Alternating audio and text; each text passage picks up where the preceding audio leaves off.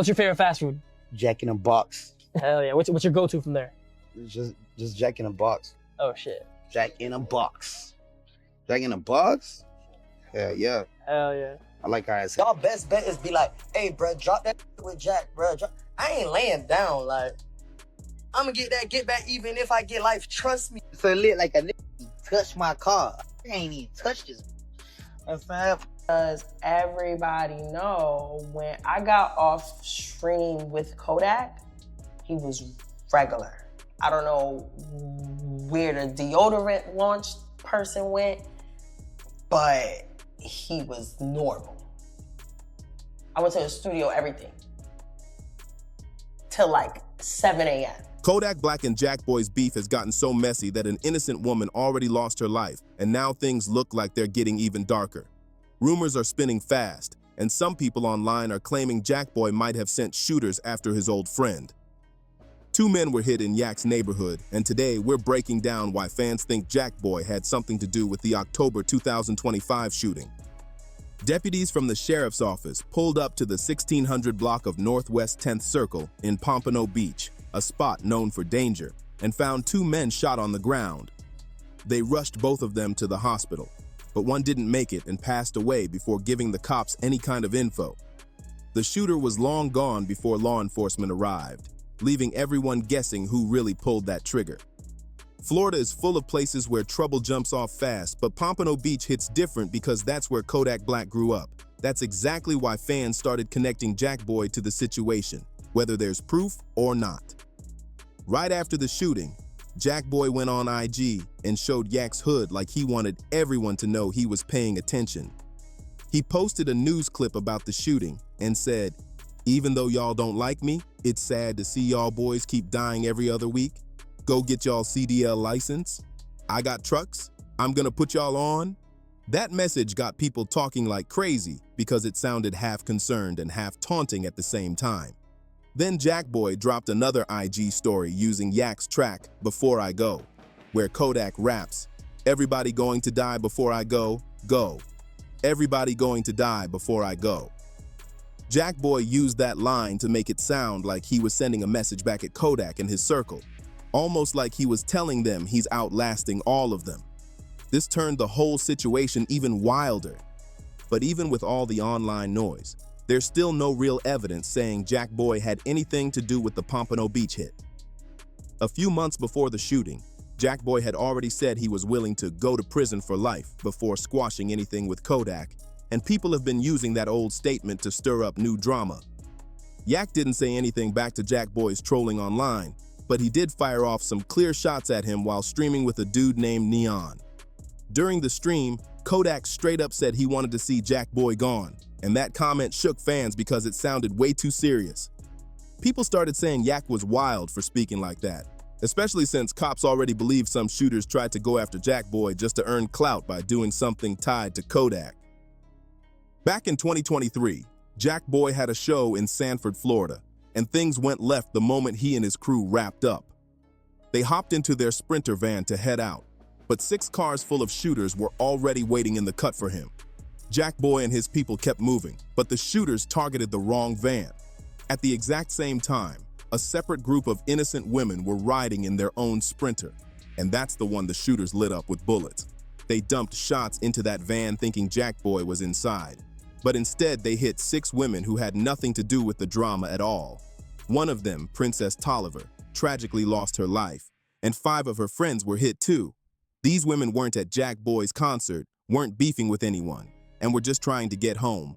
But the night turned into a nightmare because the shooters couldn't even confirm their target.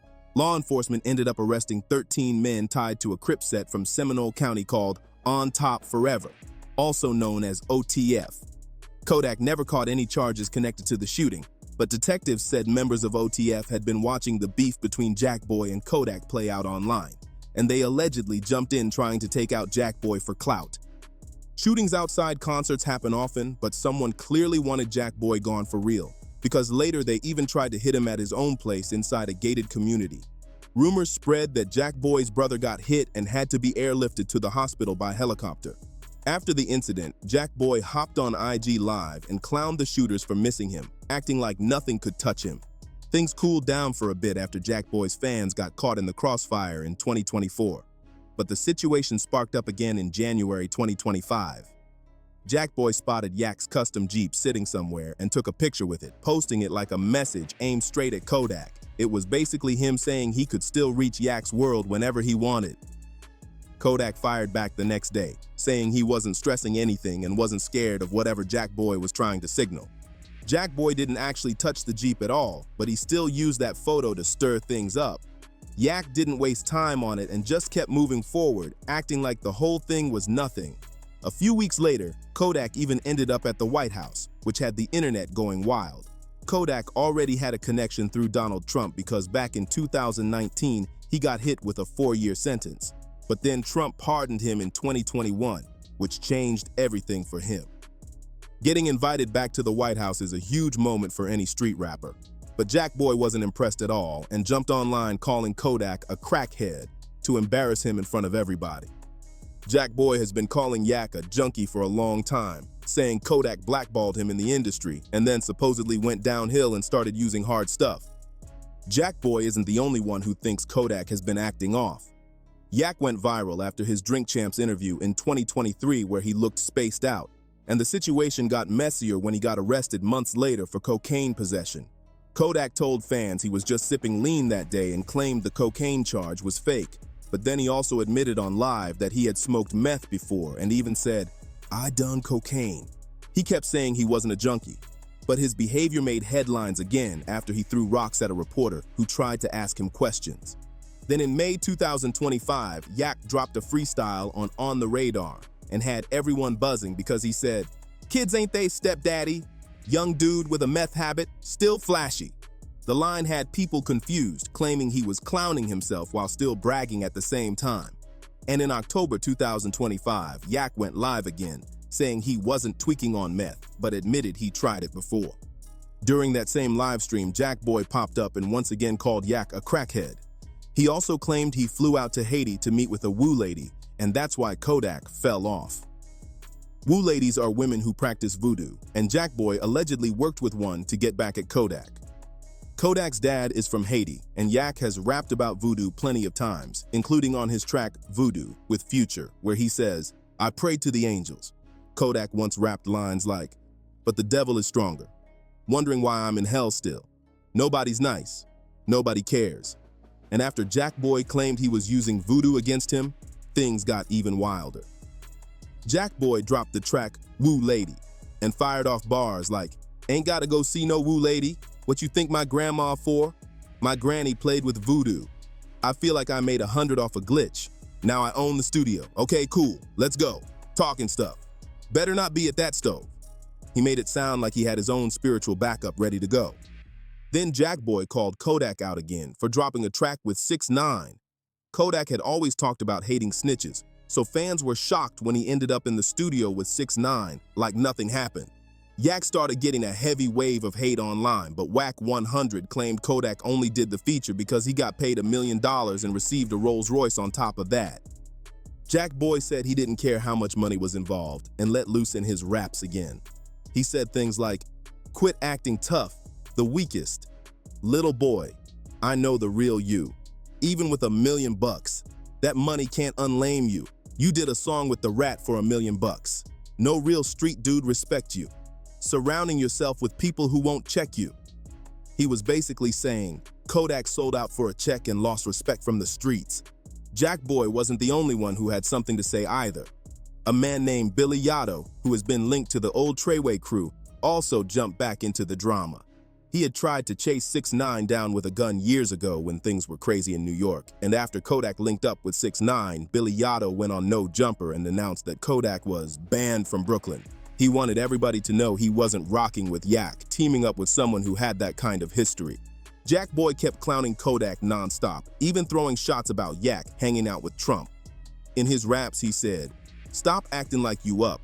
Go check that score. Then tell Trump free my friends. Made $1 million, but I'll still crash. Shorty don't got no sense." He made it sound like Kodak was flexing in the wrong ways, while his own people were still locked up. On another live stream, Jackboy claimed Kodak was snitching back in 2018 when they were locked up together. Jack Boy said that someone on the cell block was smoking weed, and Yak supposedly pointed him out to the guards. He also said that after that incident, Kodak got moved into protective custody to keep him safe. Then Jack Boy switched gears and said Yak's music had been slipping hard, telling him he needed to get his CDL and start driving trucks instead. But Jack Boy's career took hits too. When their beef first kicked off, Jack Boy was pulling millions of views every time he dropped something. But now a lot of his tracks struggle to even hit 500,000. To keep his money straight, Jack Boy made a smart move and bought a restaurant. But even that turned into chaos.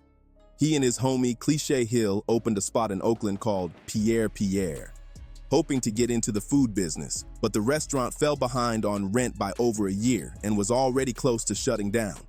Then on May 2nd, 2025, someone pulled up and started shooting into the restaurant, hitting 2 people inside. Both victims survived, but the restaurant took major damage.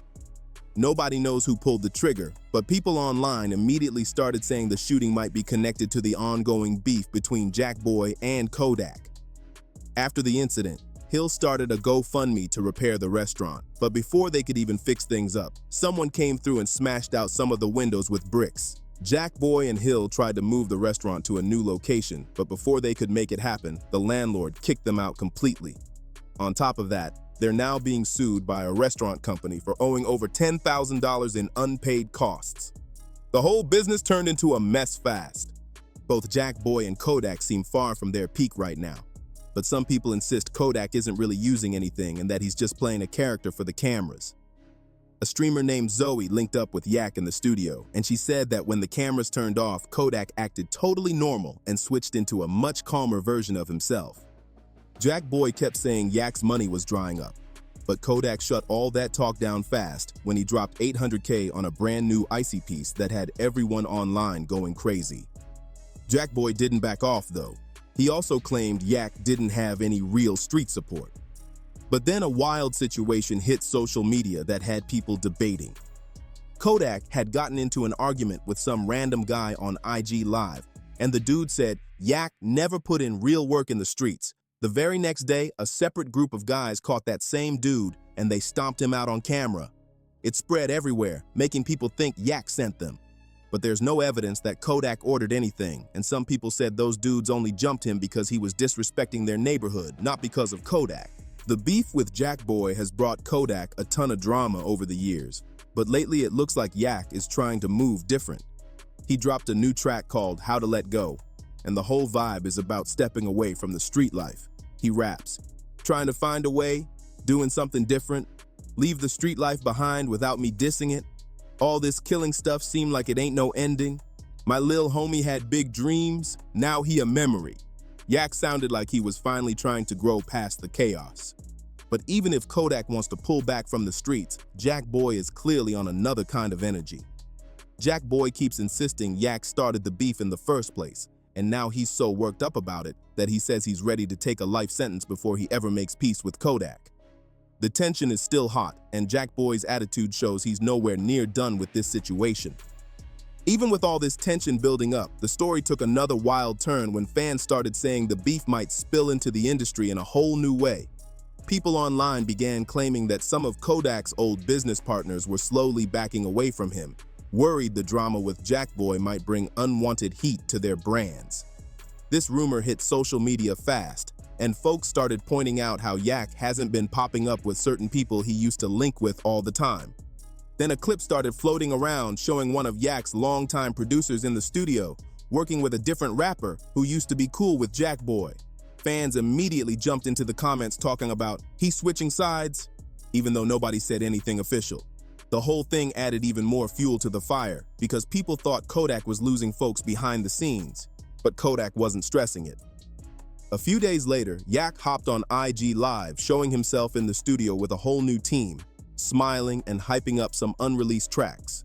He told everyone he was locked in on making new music and leveling up, not entertaining the drama. Even though he didn't mention Jack Boy's name, the message was clear. Yak was pushing forward no matter who was standing with him or not. Meanwhile, Jack Boy came right back swinging with another jab on social media. He said Yak was trying to act calm now because he was running out of real supporters. and he claimed people in the industry were finally seeing the truth. Jack Boy didn't drop names, but he made it sound like old connections were quietly switching up on Kodak behind closed doors. Then a street rumor popped up saying Jack Boy was planning to drop a whole project aimed at Kodak. People said he had a full tape ready with multiple tracks sending shots straight at Yak. Jack Boy didn't confirm it, but he didn't deny it either. While the beef kept getting hotter, fans noticed something else. Kodak's circle was starting to fall apart from the inside. People close to Yak began airing out cryptic messages online, hinting that somebody around him was leaking info and stirring up problems behind the scenes. One of Kodak's longtime associates posted on IG saying, "Fake love everywhere. Y'all switch up fast soon as money slow down." And fans instantly started guessing he was talking about Jack Boy or someone connected to him. Then rumors hit social media claiming that a dude who used to be cool with both Kodak and Jack Boy had suddenly flipped sides. Screenshots allegedly showed him messaging people in Jack Boy's camp, talking reckless about Yak and calling him unfocused and out the loop. None of the messages were confirmed, but they spread fast and made it look like somebody was trying to pit both camps against each other even harder. During all this, Kodak was still dealing with legal pressure. Papers surfaced online showing he had a court date coming up over an old case, and people started saying the stress was making Yak's behavior even more unpredictable. A blogger claimed Yak had fired 2 people from his team for bad energy, but Kodak never confirmed it. Still, fans could feel something was off because Yak kept posting late-night messages talking about loyalty and betrayal like he was going through it heavy. Meanwhile, Jack Boy used all this chaos to talk even more trash. He hopped on IG and said Yak's whole circle was crumbling, and he added that someone close to Kodak allegedly reached out to him behind the scenes trying to make peace. Jack Boy laughed at the idea and said he didn't trust anybody tied to Yak anymore. He claimed he was done with talking and was focused on protecting himself at all times because he didn't know who might switch next. Fans started arguing online about who was telling the truth, but one thing was clear. Both sides were moving like they were preparing for something big, and neither one was backing down. Jack Boy's restaurant getting shut down and his music not hitting like it used to has left him with only one real way to stay in the spotlight, going at Kodak every chance he gets. It's one of the last things keeping his name buzzing, so he keeps pushing the drama harder than ever. Kodak, on the other hand, hasn't been responding to Jack Boy for a minute, but he has been firing shots at NBA YoungBoy instead. People online kept saying Jack Boy and Kodak's beef originally sparked because Kodak blamed Jack Boy for starting issues with YoungBoy while he was locked up. But in reality, Kodak was the first one to diss YoungBoy. When YoungBoy came home and dropped a new album in 2025, Yak jumped on IG calling the whole project trash. And when YoungBoy performed in Miami, Kodak literally flew in on a helicopter and threw a yacht party right outside the venue just to make noise. Then a messy rumor spread claiming YoungBoy linked up with Kodak's ex Mellow Rax and allegedly gave her something she had to deal with later. Kodak flipped that into a diss on a new track where he rapped, "There go that man again, giving people beats." That line had fans arguing everywhere. YoungBoy never responded though, and it doesn't look like their situation is about to explode anytime soon. But Kodak's beef with Jack Boy? That's a whole different level. Real violence has already hit the streets behind their fallout, and Jack Boy is still acting like he wants every bit of pressure that comes with going at Yak. Nobody knows how far it might go next, and the tension is still rising with every move they make. Thanks for watching. Make sure you hit that subscribe button, drop a like, and turn on notifications so you don't miss the next breakdown. I'll catch you on the next one.